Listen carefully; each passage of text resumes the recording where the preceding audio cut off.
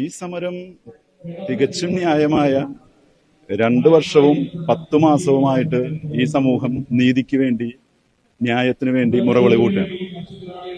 നമ്മുടെ ഒരു സങ്കടം, ആരെങ്കിലുമൊക്കെ സമരം ചെയ്യുകയും അടികൊള്ളുകയും മരിച്ചു വീഴുകയും ചെയ്താലേ ചില മനുഷ്യർക്ക് നീതി കിട്ടുന്നുള്ളൂ. അത് വളരെ വലിയൊരു അന്യായമാണ്. നമുക്ക് നീതി നടത്തിത്തരുവാൻ, ന്യായം നടത്തിത്തരുവാൻ, അവകാശ സമത്വം ലഭിക്കുവാൻ വേണ്ടി ഇവിടെ ഒരു ഭരണഘടനയുണ്ട്.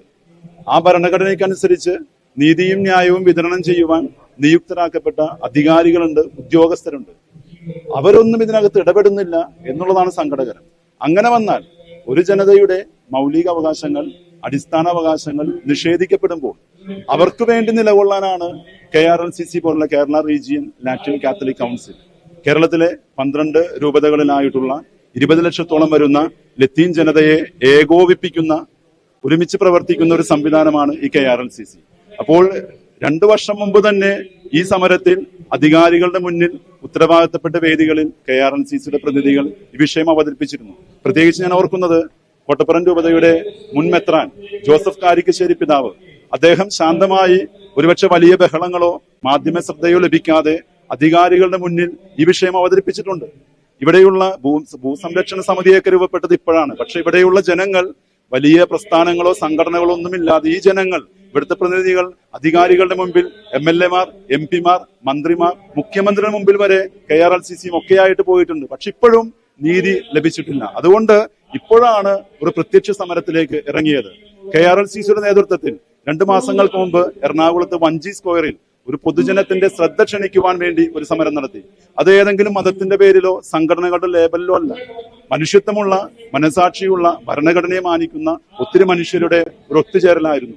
ആ വഞ്ചി സ്ക്വയറിൽ, ഹൈക്കോടതിക്ക് മുമ്പിൽ വഞ്ചി സ്ക്വയറിലെ ആ ഒരു ശ്രദ്ധ ക്ഷണിക്കൽ സമരത്തിലൂടെയാണ് കുറെ കൂടി പൊതുജന മധ്യത്തിലേക്ക് ഈ വിഷയം, ഇതിന്റെ പിന്നിലുള്ള അന്യായം, അനീതി, ഈ ജനതയുടെ സങ്കടം പൊതുസമൂഹം അറിഞ്ഞത്.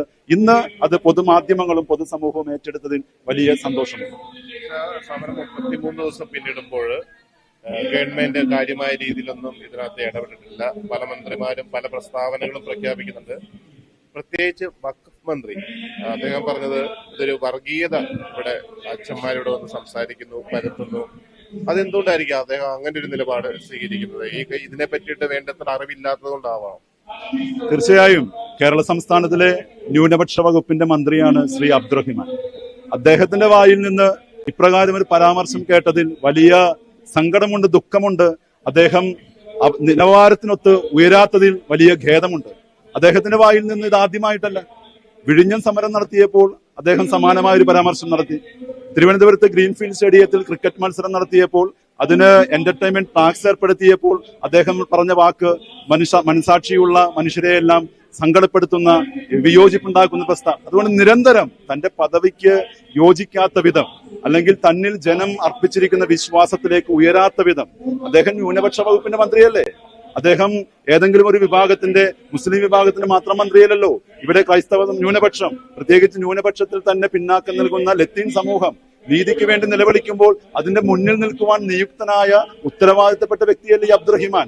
ഈ ജനം, പാവപ്പെട്ട മനുഷ്യർ കടലിൽ പോയി കഷ്ടപ്പെട്ട് പിടിക്കുന്ന മത്സ്യത്തിന് അത് വിപണനം ചെയ്യുന്ന ടാക്സ് കൊണ്ടുകൂടിയാണ് ഈ അബ്ദുറഹിമാൻ സകലവിധ സംവിധാനങ്ങളോടും സൗകര്യങ്ങളോടും കൂടെ ഈ ന്യൂനപക്ഷ മന്ത്രി എന്ന് പറഞ്ഞ് വിരാജിക്കുന്നത്. അദ്ദേഹം ഈ സമരപ്പന്തലിൽ വരണമെന്ന് ഞങ്ങൾക്ക് അനുഭാവപൂർവ്വം 2 വാക്ക് പറയണമെന്ന് ഞങ്ങൾ ആഗ്രഹിക്കുന്നു. ഇനി അനുഭാവപൂർവ്വം നീതി നടത്തി തന്നില്ലെങ്കിലും നീതിക്ക് വേണ്ടിയുള്ള നിലവിളിയെ വർഗീയതയുടെ ചാപ്പ കുത്തി ഇങ്ങനെ വെടക്കാക്കി പുറത്താക്കുന്ന പ്രവണതകൾ, നിരന്തരമായുള്ള പ്രസ്താവനകൾ അദ്ദേഹം തിരിച്ചറിയണം, നിർത്തണം. അദ്ദേഹം സ്വയം നിർത്തുന്നില്ലെങ്കിൽ അദ്ദേഹത്തിന് മീതെയുള്ള മന്ത്രിസഭയുടെ ഉത്തരവാദിത്തപ്പെട്ടവർ അദ്ദേഹത്തെ നിലയ്ക്ക് നിർത്തണം. അദ്ദേഹത്തിന്റെ ഉത്തരവാദിത്തങ്ങൾ ബോധ്യപ്പെടുത്തണം. അദ്ദേഹത്തോട് ഞങ്ങൾക്ക് എതിർപ്പോ വിയോജിപ്പോ ഇല്ല.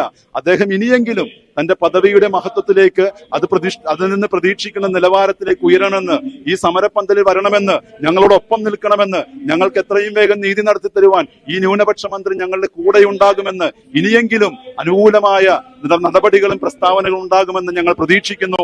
അദ്ദേഹത്തിന്റെ കൂടെ ഇനിയും നല്ല കാര്യങ്ങൾ ഉണ്ടാകുമെന്ന് ഞങ്ങൾ പ്രത്യാശയുള്ളവരാണ്. 22-ാം തീയതി നടക്കുന്ന മന്ത്രിസഭാ യോഗം എങ്ങനെയാണ് നോക്കിക്കാണുന്നത്? ഇവർക്ക് ഒരു നീതി കിട്ടാനുള്ള സാധ്യത ഈ ഒരു യോഗത്തിലുണ്ടാവും? തീർച്ചയായും വലിയ പ്രതീക്ഷയോടെ, പ്രത്യാശയോടെയാണ് മുഖ്യമന്ത്രി ശ്രീ പിണറായി വിജയൻ വിളിച്ചുകൂട്ടിയിരിക്കുന്ന ഈ മന്ത്രിസഭാ യോഗത്തിൽ ഞങ്ങൾ കാണുന്നത്. 28-ാം തീയതിയിലേക്ക് മാറ്റിവെച്ചു.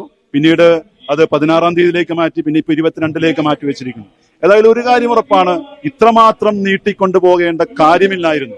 കേരളത്തിന്റെ പ്രതിപക്ഷ നേതാവ് ശ്രീ വി.ഡി. സതീശൻ പറഞ്ഞില്ല 10 മിനിറ്റ് കൊണ്ട് തീർക്കാമെന്ന്.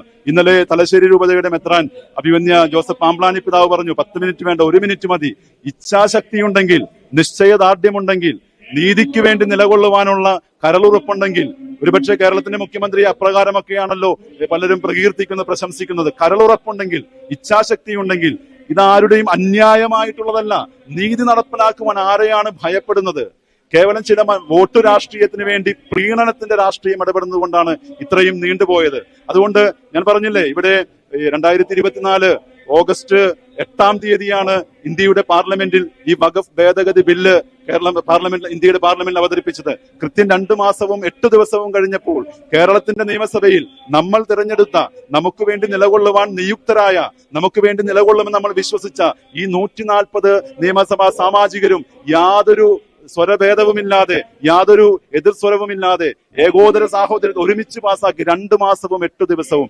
ഈ ജനത അന്യായമായൊരു കാര്യം, ആ നിയമത്തിന്റെ തെറ്റായ കാര്യം, എന്തിനു വേണ്ടിയാണ് ഒരു ഭേദഗതിക്കെതിരെ ഇവർ സമവായം രൂപപ്പെടുത്തിയത്? എന്തൊക്കെയാണ്? ഞാനത് വിശദാംശങ്ങളിലേക്ക് പോകുന്നില്ല, വേണമെങ്കിൽ ഒരുപക്ഷെ വിശദമായിട്ട് പിന്നീട് സംസാരിക്കും. പക്ഷേ അന്യായമായ കാര്യങ്ങൾക്ക് വേണ്ടി 2 മാസവും 8 ദിവസവും കൊണ്ട് 140 MLA-മാരും ഒരേ സ്വരത്തിൽ ആ നിയമ ഭേദഗതിക്കെതിരെ പ്രമേയം പാസാക്കിയെങ്കിൽ 2 വർഷവും 10 മാസവുമായിട്ട് നീതിക്ക് വേണ്ടി, ന്യായത്തിന് വേണ്ടി, ഭരണഘടന നൽകുന്ന അവകാശങ്ങൾക്ക് വേണ്ടി ഈ ജനത, നിസ്വരായ നിരാരംഭരായ ജനത നിലവിളിച്ചിട്ട് അത് കേൾക്കാൻ ഇവർക്ക് കേൾവിയില്ല, അത് കാണാൻ ഇവർക്ക് കണ്ണില്ല. അതുകൊണ്ട് ഈ 22-ാം നടക്കുന്ന മീറ്റിംഗ് വൈകിയാണെങ്കിലും ഇനിയെങ്കിലും നീതി ലഭിക്കുമെന്ന് ഞങ്ങൾ പ്രതീക്ഷിക്കുന്നു. കേരളത്തിലെ നീതിന്യായ കോടതികളിൽ നിരന്തരവും മുഴങ്ങുന്ന ഒരു വാക്യമുണ്ട്, justice delayed is justice denied. 2 വർഷവും 10 മാസവും വലിയൊരു കാലയളവാണ്.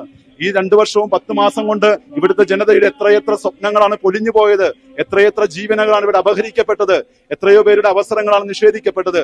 എങ്കിലും ഞങ്ങൾക്ക് പരാതിയില്ല. വൈകിയെങ്കിലും മുഖ്യമന്ത്രി ഇതിനകത്ത് ഇടപെടുന്നത് കൊണ്ട് ഇനിയെങ്കിലും അന്യായമായിട്ടൊന്നും വേണ്ട, നീതിപൂർവകമായി ഇടപെടലുണ്ടാകണം. പ്രീണന രാഷ്ട്രീയം അവസാനിപ്പിക്കണം. ദുരിതമനുഭവിക്കുന്ന, സങ്കടപ്പെടുന്ന, തൊഴിൽ ചെയ്ത് ജീവിക്കുന്ന, കഷ്ടപ്പെടുന്ന ജനതയുടെ കൂടെ ഈ ഗവൺമെന്റ് കൂടെ നിൽക്കുമെന്ന്, അതിന് ഉത്തരവാദിത്തപ്പെട്ടവർ സത്വരമായ ചടുലമായ നടപടികളെടുക്കുമെന്ന്, ഇനിയും മീറ്റിങ്ങുകളിലേക്കും നിയമവ്യവഹാരങ്ങൾ നീട്ടിക്കൊണ്ടുപോകാതെ ഇച്ഛാശക്തിയോടെ ഈ ഗവൺമെന്റ് സത്വരമായ നീതിയുക്തമായ തീരുമാനമെടുത്ത് ഈ ജനതയുടെ സമരത്തിന്, ഇവരുടെ നിലവിളിക്ക് പരിഹാരമുണ്ടാക്കുമെന്ന് വലിയ പ്രതീക്ഷയാണ്, പ്രത്യാശയാണ്.